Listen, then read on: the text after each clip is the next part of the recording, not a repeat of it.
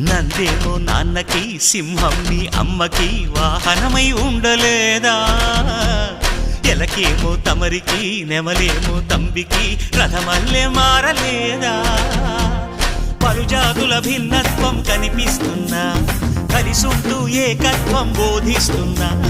ఎందుకు మాకి హింసావాదం ఎదిగేటందుకు అది ఆటంకం నేపరం మాకు సోదర భావం మార్పులు మాలో కలిగేలా ఇవ్వు భరోసా గం గణపతి గం గణపతి గం గణపతి